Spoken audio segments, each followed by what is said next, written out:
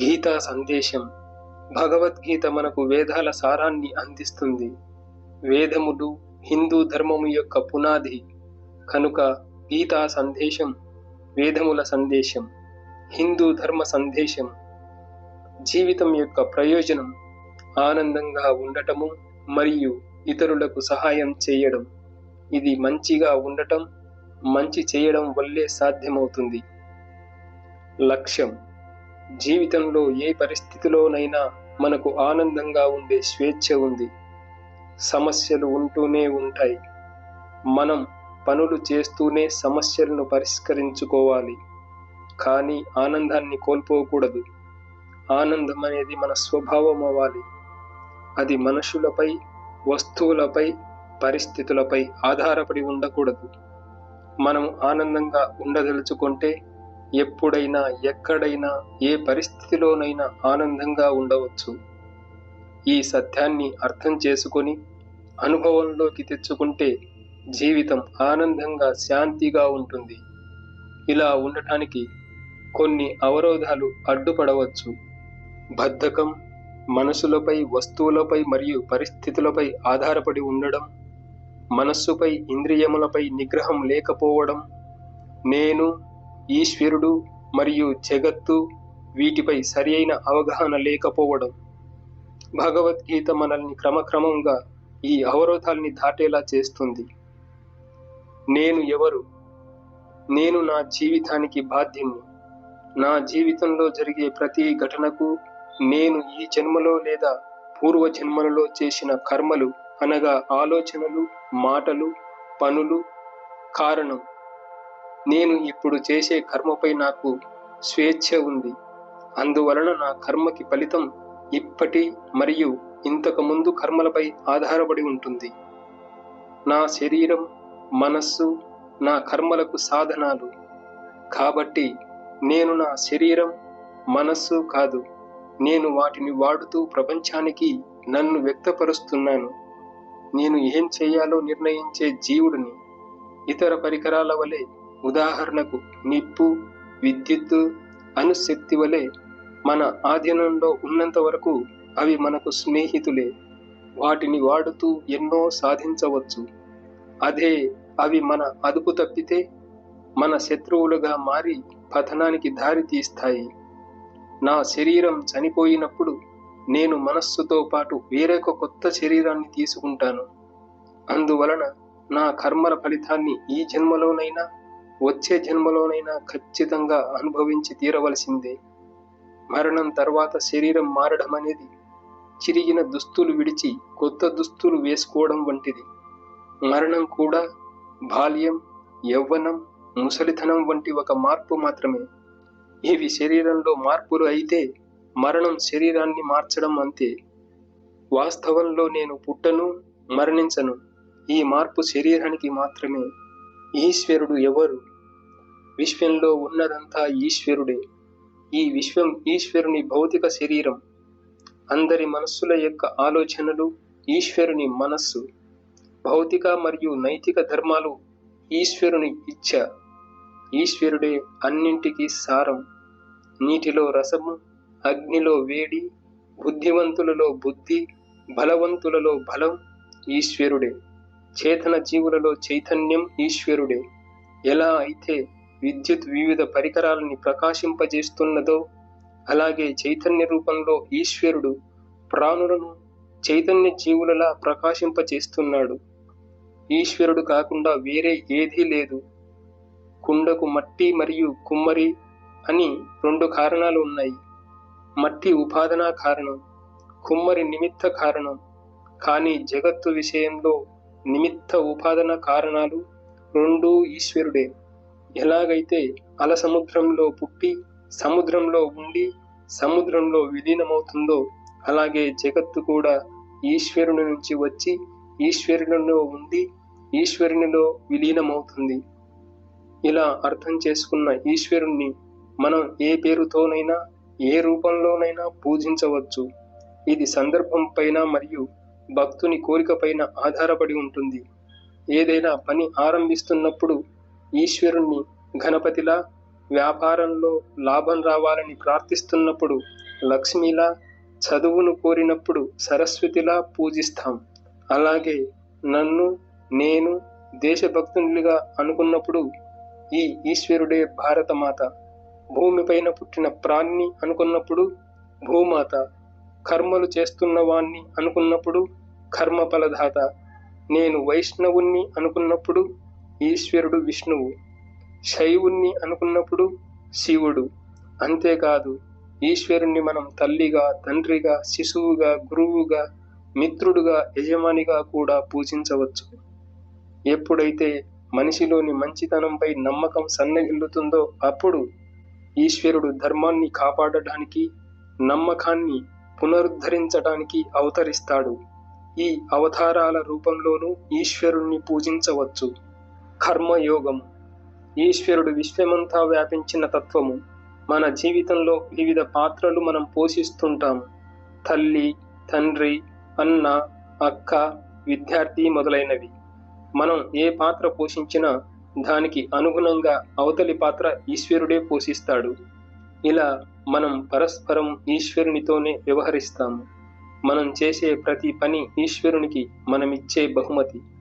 అలాగే మన జీవితంలో ఎదురయ్యే ప్రతిదీ ఈశ్వరుడి నుంచి వచ్చే బహుమతి. మనం ఇంతకు ముందు చర్చించిన బద్ధకం మొదలైన అవరోధాలని తొలగించడానికి 3 సాధనల్ని పాటించవచ్చు. అవి యజ్ఞము, దానము మరియు తపస్సు. యజ్ఞము. దేవయజ్ఞము. ప్రకృతిని రక్షించాలి, కలుషితం చేయకూడదు. చెట్లని నాటాలి, వనరుల్ని ఆదా చేయాలి. మన జీవితంలో జరుగుతున్న మంచికి కృతజ్ఞతగా రోజు ఈశ్వరుణ్ణి ప్రార్థించాలి. తరచుగా గుడికి వెళ్ళాలి. భూతయజ్ఞము. జంతువుల్ని రక్షించాలి, వాటికి గౌరవం ఇవ్వాలి, వాటికి హాని కలిగించరాదు. మనుష్య యజ్ఞం. జనులకు సాయం చెయ్యాలి, అందరికీ గౌరవం ఇవ్వాలి, సమాజ సేవా సంస్థలతో పని చెయ్యాలి లేదా వారికి సహాయపడాలి. ఇతరుల నుంచి పొందిన సేవకు, వస్తువులకు తగిన మూల్యం చెల్లించాలి. పితృయజ్ఞము. తల్లిదండ్రులను, పెద్దలను, పిల్లలను బాగా చూసుకోవాలి, వృద్ధులను గౌరవించాలి, సహాయం చెయ్యాలి. దేహం వదిలేసిన పూర్వీకుల మంచి కొరకు ప్రార్థించాలి, పిల్లల పట్ల ప్రేమగా ప్రవర్తించాలి, అనాథాశ్రమాలతో, వృద్ధాశ్రమాలతో కలిసి పని చెయ్యాలి లేదా వారికి సహాయం చెయ్యాలి. ఋషి యజ్ఞం. గురువులకు సహాయం చేయాలి, జ్ఞానాన్ని పొందాలి, వృద్ధి చెయ్యాలి మరియు ప్రచారం చెయ్యాలి. పిల్లల, పెద్దల విద్య కొరకు సహాయం చెయ్యాలి. చదువుకునే తాహత లేని వారికి సహాయం చేసి సంస్థలతో పని చెయ్యాలి లేదా వారికి సహాయం చెయ్యాలి. విజ్ఞానం, గణితం, సాహిత్యం, సంగీతం, నాట్యం, తత్వశాస్త్రం, మతం మొదలైన వాటిని నేర్చుకోవాలి, వాటి అభివృద్ధికి తోడ్పడాలి. దానం. డబ్బు, సమయం, వస్తువులు, జ్ఞానం వీటిని అవసరం ఉన్న వారికి ఇచ్చే అలవాటుని అలవరుచుకోవాలి. దానం చేసేటప్పుడు గర్వం లేకుండా, ప్రతిఫలాపేక్ష లేకుండా బాధ్యతగా చెయ్యాలి. తపస్సు. ఈ క్రింది సద్గుణాలు పతంజలి యోగా సూత్రాల నుంచి తీసుకొనబడినవి. భగవద్గీతలో కూడా వీటిని వేరే కోణంలో చెప్పడం జరిగింది. అందులో మొదటిది సత్యం. అసత్యము చెప్పరాదు. ఎప్పుడు మనకి తెలిసిన నిజాల్ని చెప్పనక్కర్లేదు. కానీ మనం ఏ పని చేసినా, ఏం మాట్లాడినా మన జ్ఞానం, భావన, మాట మరియు పనికి పొంతన ఉండాలి. అహింస. వేరొకరి బలహీనతను ఆసరాగా తీసుకోరాదు. ఏ ప్రాణికి హాని చేయకుండా బ్రతకడం సాధ్యం కాదు, కానీ సాధ్యమైనంత వరకు హాని చేయకుండా ఉండాలి. ఎవరికి హాని జరగాలని కోరుకోరాదు. అహింసను ఆలోచనలలో, మాటల్లో, పనులలో పాటించాలి. అందరికీ సహాయం చేయాలి. బ్రహ్మచర్యం. ఇతర లింగము గల వ్యక్తి పట్ల అగౌరవంగా, అనుచితంగా ప్రవర్తించరాదు. ఉచితంగా ప్రవర్తించడం అంటే జనులను మనుషుల్లా భావించి పరివర్తించడం, వారిని వస్తువుల్లా చూడకపోవడం. ఇది పెళ్లి కాని వారికి సంపూర్ణ బ్రహ్మచర్యం. పెళ్లి అయిన వారికి వివాహ బంధంలో పవిత్రత. ఆస్థేయం, న్యాయం కాని సంపదను పొందరాదు. అపరిగ్రహం, ఆవశ్యకమైన దానికంటే ఎక్కువ కలిగి ఉండటం లేదా వృధా చేయరాదు. సాధారణమైన జీవితాన్ని గడపాలి. శౌచ్యం, అన్నిటినీ శుచిగా ఉంచాలి. ఇది పరిసరాలకు, శరీరానికి మరియు మనస్సుకు వర్తిస్తుంది. సంతోషం, ఎప్పుడూ ఉల్లాసంగా, సంతృప్తిగా ఉండాలి. ఎప్పుడూ ఫిర్యాదు చేస్తూ ఉండరాదు. మాటల్లో, పనుల్లో ఉల్లాసాన్ని, సంతృప్తిని వ్యక్తం చేయాలి. తపస్సు, జీవితం క్రమశిక్షణతో జీవించాలి. లేవడం, తినడం, పడుకోవడం మొదలైనవి సరైన సమయంలో చేయాలి. మనం ఏవైతే తింటామో, చదువుతామో, చూస్తామో, మాట్లాడతామో, ఆలోచిస్తామో వాటి పట్ల నియంత్రణ కలిగి ఉండాలి. మన మనస్సును అర్థం చేసుకునేందుకు, ఆలోచనలను నియంత్రించేందుకు ప్రతిరోజు ధ్యానం చేయాలి. స్వాధ్యాయం, మంచి ఆలోచనలే మనం చేయాలి. మంచి పుస్తకాలని లోతుగా చదవడం, అర్థం చేసుకోవడం, వాటి పట్ల ఆసక్తి ఉన్నవారితో చర్చించడం వంటివి చేయాలి. ఈశ్వర ప్రణిధానం, జీవితంలో వచ్చే ప్రతిదీ న్యాయంగానే వస్తుంది. సృష్టిలో ఉన్న ఈ న్యాయాన్ని నమ్మాలి. ఎలాంటి విత్తనాలు వేస్తే అలాంటి ఫలాలే వస్తాయి. చేసే ప్రతి కర్మను ఈశ్వరునికి అర్పించాలి. వచ్చే ఫలాన్ని ఈశ్వరుని బహుమతిలా స్వీకరించాలి. గెలుపు వినయంతో స్వీకరించాలి. ఓటమితో ఆత్మగౌరవాన్ని కోల్పోకూడదు. ప్రయోజనకరమైన కోరికలు ఉండటంలో తప్పేమీ లేదు. వాటిని మనం సాధించాలి కూడా. కానీ అవి ఈ 3 ప్రమాణాలని కలిగి ఉండాలి. న్యాయమైనవి, నైతికమైనవి మరియు ఎవరికీ హాని కలిగించనివి. మితమైనవి, అవి యజ్ఞము, దానము, తపస్సులను నిష్కామంగా చేయడంలో అడ్డు రాకూడదు. బంధించనివి, వాటిని పొందడంలో ఆరాటం ఉండరాదు. పొందిన తర్వాత అహంకారం, గర్వం రాకూడదు. పొందలేకపోతే క్రోధం, విచారం ఉండరాదు. మనం ఈ లోకం నుంచి తీసుకునే దానికంటే ఎక్కువ ఇవ్వాలి. యజ్ఞము, దానము, తపస్సుల వల్ల మనస్సు శుద్ధం అవుతుంది. చలించని ఏకాగ్రత గల ఆధ్యాత్మిక జ్ఞానాన్ని పొందాలనే తీవ్రమైన ఆసక్తి గల మనస్సే పవిత్రమైన మనస్సు. యోగ్యమైన జీవితం, శాంతిగా జీవించాలంటే ఇలాంటి మనస్సు తప్పనిసరి. ఇలాంటి భావాలని అలవరుచుకోవాలంటే, అలాగే యజ్ఞము, దానము మరియు తపస్సులను ఆచరించాలంటే సాధు సజ్జన సాంగత్యం తప్పనిసరి. ఇంట్లో పూజ, ప్రార్థన, ధ్యానం. ధ్యానం గురించి గీతలో విస్తారంగా చెప్పబడింది. ఇక్కడ సులభమైన విధానం ఇవ్వడం జరిగింది. మీరు పూజ చేసుకునే సామాగ్రి కొరకు ఒక గదిని లేదా ఆల్మారాలని ఏర్పాటు చేసుకోవాలి. అందులో మీకు, మీ కుటుంబ సభ్యులకు నచ్చిన దేవతా ప్రతిమలను, మూర్తులను పెట్టుకోండి. దాన్ని శుభ్రంగా, అందంగా అమర్చండి. రోజు ఉదయం లేదా సాయంకాలం లేదా 2 సార్లు పూజ చేయడానికి కనీసం 15 నిమిషాలైనా కేటాయించండి. ప్రతిరోజు ఒకే సమయంలో పూజ చేయడానికి ప్రయత్నించండి. ఈ సమయంలో బయట నుంచి వచ్చే శబ్దాల వల్ల పూజకు ఆటంకం కలగకుండా చూసుకోండి. పూజ చేసేటప్పుడు కుర్చీలోనైనా, నేలపై అయినా కూర్చోండి. నేలపై కూర్చోవడానికి ప్రయత్నించండి. కూర్చునేటప్పుడు ఒక బట్టను వేసుకొని దానిపై కూర్చోండి. ఈ బట్టను పూజకు తప్ప మరో పనికి వాడకండి. శరీరం, తల, మెడ సముదాయాన్ని సమముగా, కదలిక లేకుండా ఉంచండి. శరీరమంతా విశ్రాంతిగా ఉండాలి. మీకు నచ్చిన లేదా గురువు నుంచి స్వీకరించిన మంత్రాన్ని జపించండి. కొన్ని ప్రముఖమైన మంత్రాలు: ఓం నమః శివాయ, ఓం నమో నారాయణాయ, ఓం నమో భగవతే వాసుదేవాయ, ఓం శ్రీరామ్, జై రామ్, జై జై రామ్. ఒకసారి ఈ మంత్రాన్ని తీసుకున్న తర్వాత దాన్ని పదే పదే మార్చకండి. మీ పూజా సమయంలో దీపాన్ని వెలిగించండి. అన్ని ప్రాణుల శ్రేయస్సు కొరకు ప్రార్థించండి. ఒక స్తోత్రాన్ని కానీ, భక్తి గీతాన్ని కానీ కొద్ది నిమిషాల పాటు పాడండి. అర్థాన్ని గుర్తు చేసుకుంటూ పాడటం మంచిది. కొద్ది నిమిషాలు కళ్ళు మూసుకొని నిశ్శబ్దంగా ఉండండి. మీ ఛాతి మధ్యలో మీ ఇష్ట దేవత ఉన్నట్లు ధ్యానిస్తూ మీ మంత్రాన్ని 108 సార్లు జపించండి. పెదవులు, నాలుక కదలిక లేకుండా కేవలం మనస్సులో జపించడం ఉత్తమం. అలా కుదరకపోతే ఎంత మెల్లిగా వీలైతే అంత మెల్లిగా జపించండి. ఏదైనా ఆధ్యాత్మిక పుస్తకంలోంచి కొన్ని పుటలు చదవండి. భక్తుల జీవితాల గురించి, వేదాంతాన్ని బోధించే మహాత్ముల జీవితాల్లో జరిగిన సంఘటనల గురించి, మహాత్ములతో సంవాదాలు, వారి ఉపన్యాసాలు మరియు ఉత్తరాలు, ఇలా అన్ని విషయాలు పుస్తకాలుగా అందుబాటులో ఉన్నాయి.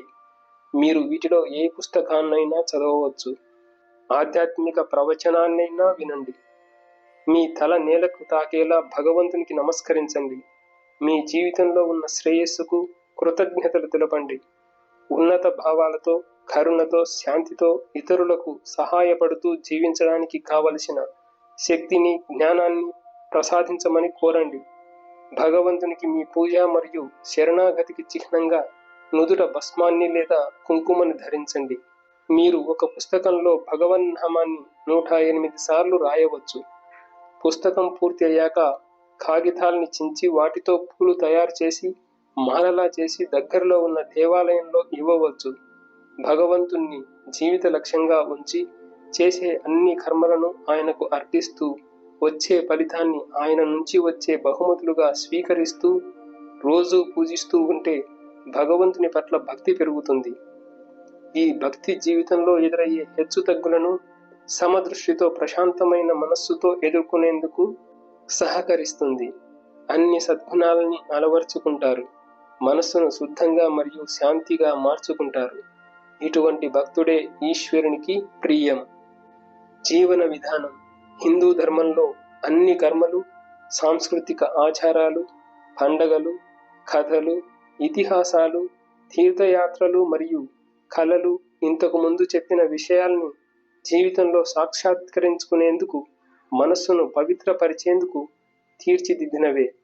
వీటిని ఆచరిస్తూ అవి ఇంతవరకు చెప్పిన సిద్ధాంతాలతో ఎలాంటి సంబంధం కలిగి ఉన్నాయో తెలుసుకుంటే మనం ఉత్తమమైన సాంస్కృతిక, మానసిక, వివేకవంతమైన మరియు పూర్ణమైన జీవితం సాగించవచ్చు. ఇలా జీవించడానికి ఇక్కడ కొన్ని మార్గాలు ఉన్నాయి. పంచ మహాయజ్ఞములను చేయండి, దానం చేయండి మరియు 10 సద్గుణాలను అలవరచుకోండి. ప్రార్థన చేయండి. రామాయణం, మహాభారతం, పురాణాలలో భక్తుల కథలు, మహాత్ముల జీవితాల్లో సన్నివేశాలు తెలుసుకోండి. భగవద్గీత శ్లోకాలని కంఠస్థం చేయండి. సాంప్రదాయపరంగా 12వ అధ్యాయం, 15వ అధ్యాయం కంఠస్థం చేస్తారు. వారంలో ఒక్కరోజైనా దగ్గరలో ఉండే గుడికి కానీ ఆశ్రమానికి కానీ వెళ్ళండి. సంవత్సరంలో ఒక్కసారైనా ఒక పుణ్యక్షేత్రానికి, తీర్థయాత్రకు వెళ్ళండి. అన్ని ప్రముఖమైన పండగలను భక్తితో, సామాజిక కార్యక్రమాల్లో పాలు పంచుకుంటూ జరుపుకోండి. మీ జీవితంలో పుట్టినరోజు, వార్షికోత్సవం, పాఠశాల, ఉద్యోగం మొదటి రోజు, పరీక్షల ముందు వంటి ప్రత్యేకమైన రోజుల్లో దగ్గరలో ఉన్న గుడికి, ఆశ్రమానికి వెళ్ళండి. శాస్త్రీయ సంగీతాన్ని, భజనలని, శ్లోకాల్ని నేర్చుకోండి. మనస్సు తగినంత శుద్ధమైన తరువాత ఒక గురువు గారి వద్దకు వెళ్ళండి. ఆయనకు సేవ చేయండి. ఆయన నుంచి శాస్త్రపరంగా, క్రమ పద్ధతిలో మీ గురించి, మీకు ఈశ్వరునికి మధ్య సంబంధం గురించిన జ్ఞానాన్ని సంపాదించండి.